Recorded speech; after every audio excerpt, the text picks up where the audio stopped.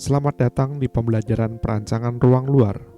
Materi kali ini akan membahas tentang ruang terbuka kota sebagai elemen perancangan kota. Ruang merupakan wadah sebagai satu tempat untuk melakukan aktivitas dan kegiatan.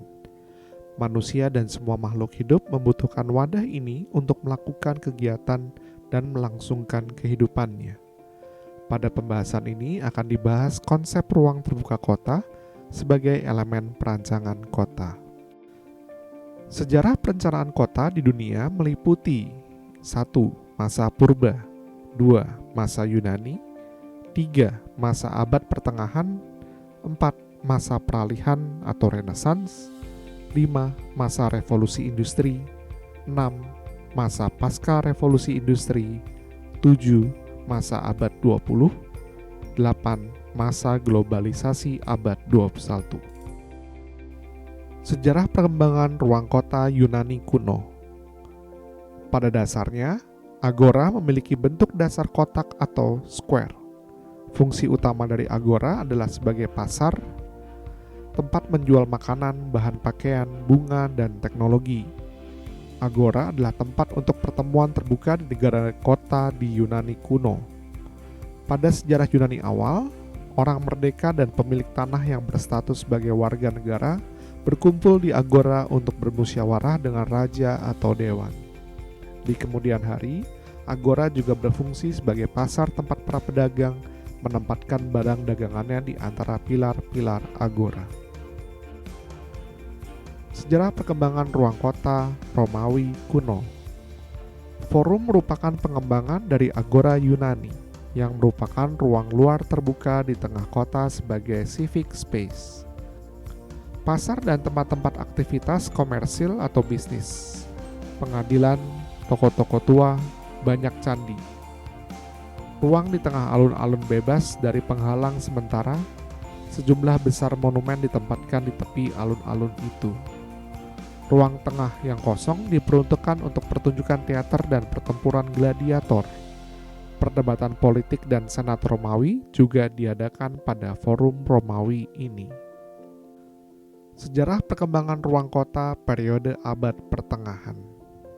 Kebutuhan masyarakat akan ilmu pengetahuan dan seni berkembang pesat sehingga menjadi momentum kembalinya orde klasik di mana terdapat bentuk persegi atau trapezoid, simetris bilateral, dan motif arsitektur klasik yang menghiasi pinggir ruang terbuka serta penggunaan poros menuju ruang terbuka publik.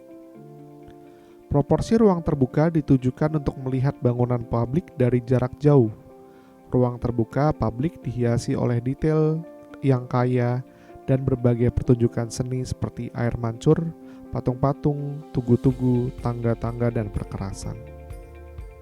Sejarah perkembangan ruang kota periode abad Renaissance. Sejalan dengan kepentingan agama dan pertahanan, ruang terbuka terbentuk karena kebutuhan akan urban void, di mana jalan-jalan kota yang berliku dan sempit bermuara bertujuan untuk tempat persiapan ibadah di gereja atau melakukan kegiatan massal, sekaligus tempat mengepung musuh yang masuk ke kota. Perencanaan kota mencakup tata guna lahan atau land use pattern. Perancangan kota mencakup perancangan ruang publik, sedangkan arsitektur mencakup perancangan bangunan. Elemen-elemen dalam urban design mencakupi 1. Tata guna lahan atau land use, 2. Bentuk dan massa bangunan, 3. Sirkulasi dan parkir, 4. Ruang terbuka kota, 5. Jalur pejalan kaki, 6. Aktivitas pendukung, 7. Penandaan, dan 8. Preservasi. Penjelasan tentang open space, urban space, dan public space. Jika ruang tersebut pembatasnya didominasi oleh unsur alam, maka ruang yang terbentuk disebut open space.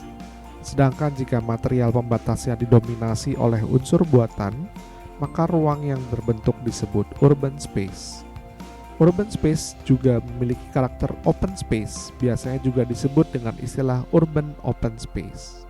Public space merupakan suatu ruang yang terbentuk atau didesain sedemikian rupa sehingga ruang tersebut dapat menampung sejumlah besar orang dalam melakukan aktivitas-aktivitas yang bersifat publik sesuai dengan fungsi public space.